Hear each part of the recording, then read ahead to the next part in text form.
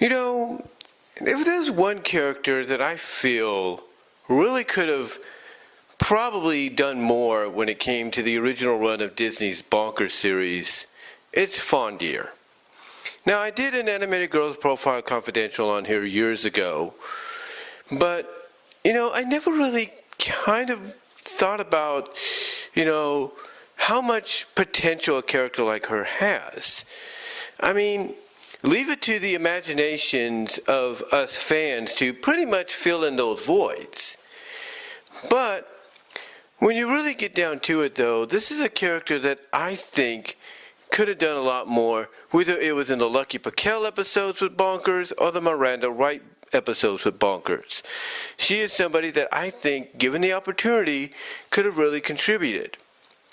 Now, with that said, let's talk about the possibility of her getting that chance if Disney decides down the line, hey, we're going to reboot, Bonkers. Not saying they're going to, but let's kind of play around a little bit. Let's kind of speculate on that possibility, happening. Because again, Disney lately has kind of been in a reboot kind of phase when it comes to some of the classic materials, whether it's to use them as a parody, make fun of certain, tropes and, I guess you could say trends that are getting mixed reactions by people, like Rescue Rangers was used as pretty much a parody trend and take on animation and how different, it has evolved from what it was to what it is now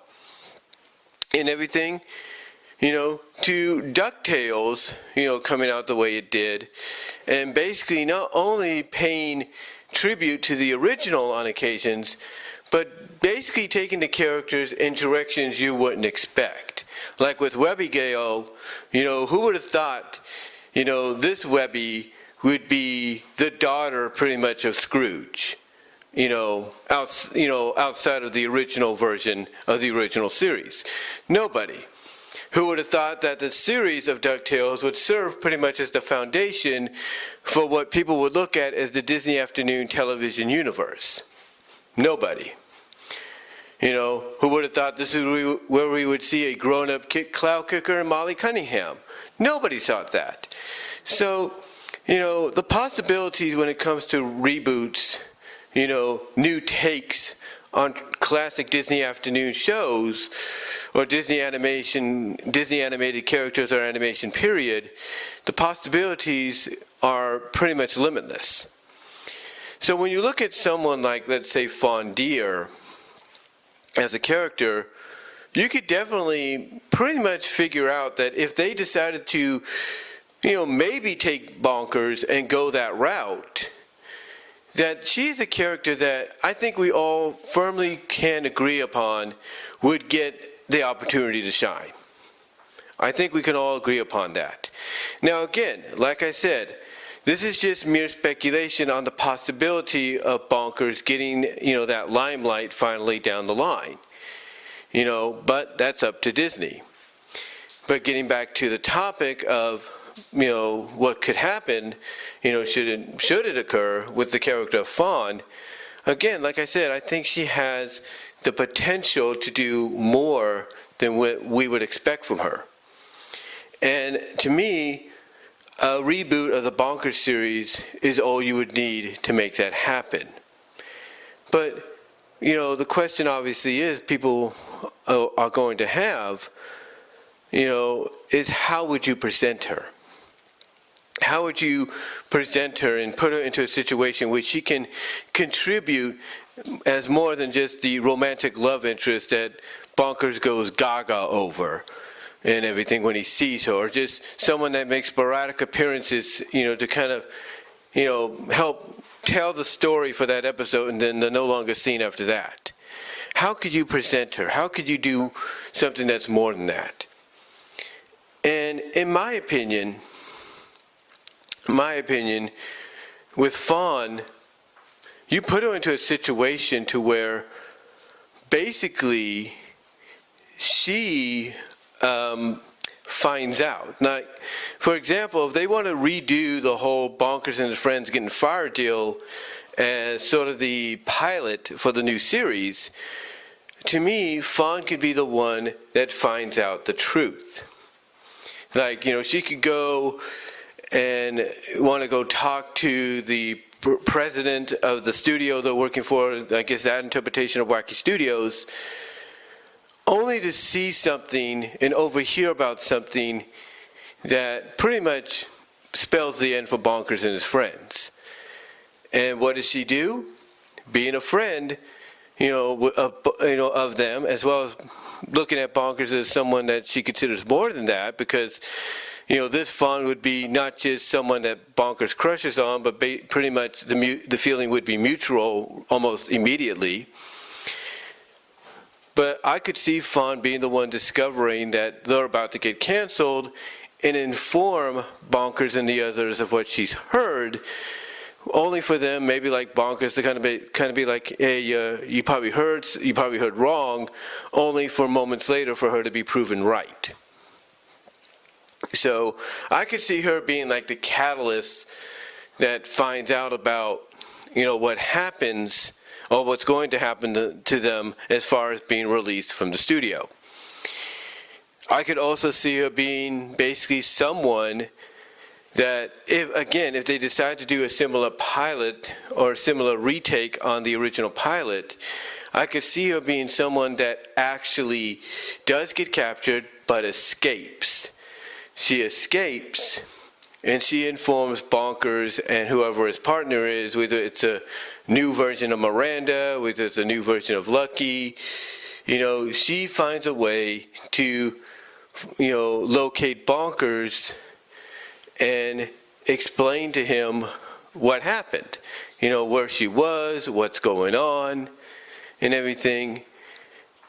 And then by doing so, she kind of maybe, as a result, will eventually, and I think this would be the direction they would go with her, get herself a position on the police force as well as part of the Toon Division. So I could see her playing those kind of roles like immediately in the pilot. That's giving her more to do. But as the show progresses, what else do you do with the character?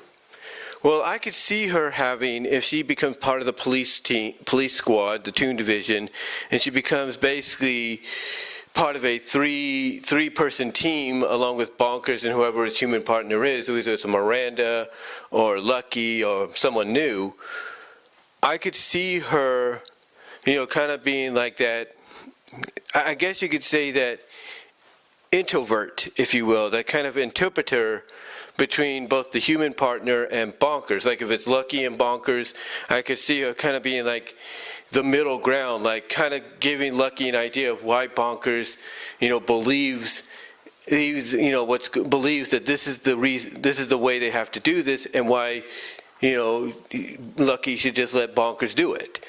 Or I could see her convince Miranda, hey, I know Bonkers is a little wacky at times, but, he has a good heart, and we should let him do what he's got to do to help us figure out the case. So, I could see her being like playing that role of being like an interpreter, being a peacemaker, or at least a translator between the human partner and Bonkers, to kind of easily give the human partner more of a better idea of why Bonkers, thinks the way he does, acts the way he does, or believes, why they have to go and do certain things the way they should to potentially solve a case or something. Now, I could also see in this interpretation, we could finally get more wackiness out of her. Now, when raw tunage was in existence, there were a few moments where you kind of got glimpses, of her being a little wacky. Like in the Sherlock Bonkers short that they did, which is also part of a compilation set on the Bonkers series period. When she goes to grab, because she's portraying the role of a princess of Domania, Princess of Domania, get it? Anyway, when she goes to present the necklace that she's wearing, all of a sudden her reaction is like, ah, almost like very Tex Avery Looney Tune wise. And that's the only time we ever see her express like that a little bit. Now, as far as like Squash and Stretch, we do see that in, I think, Bonkers in Space? We see it there. And we kind of see a little bit of that with Draining Cats and Dogs. A little bit, but not much. But to get back to it, though, I could see her, kind of doing what Bonkers does as well, kind of getting a little wacky and silly. Like, she might see a handsome hunk, which kind of temporarily causes Bonkers to get jealous. And I could see her having, like, a little bit of a, Tex Avery reaction to the hunk and everything, especially if, like, let's see, he introduces himself and kisses her on the hand.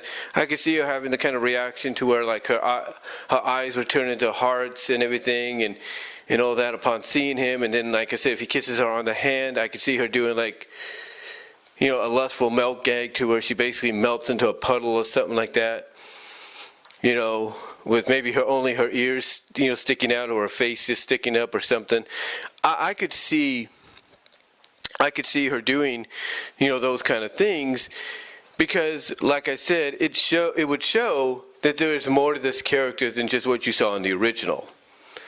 So, to me, if Disney was ever to decide, they were ever to decide to do a retcon, reboot, a retake on Bonkers, and include the same characters as before, I could see Fawn Deer doing a lot more than just being the way she was originally. And some of the examples I just gave, I could definitely see, being the case, with her character in a reboot. I could also see several episodes being dedicated to her as well. I could see several episodes being dedicated to her as well, probably, focusing on her background, her history, if you will, and everything, how she got into acting, who her family is, maybe some ties she might have, to certain humans on the police force, or certain humans that they've known for a while. Like, you could even have her, surprise everybody by saying she is very close with Pop's Clock, and he considers her like a granddaughter because how close Pop's Clock was with her and her family when she was young. You could do that too. So I could see her also getting solo episodes if they were to bring the series back and revamp it for a new generation. But again, that's up to Disney. All I'm doing, ladies and gentlemen, is just speculating on the possibility of something like that happening, speculating on the what-if scenario. But what do you all think? Do you agree with me on this? Do you think, if they were to revamp, bring back the Bonkers series for a new generation, that with Fawn being part of it, they would do a lot more with her, like what I've mentioned? What are your thoughts? Let me know down below in the comment section below. Live chat during the premiere. Like the video. Super chat, super stickers are open during the live chat of the premiere. Super thanks afterwards.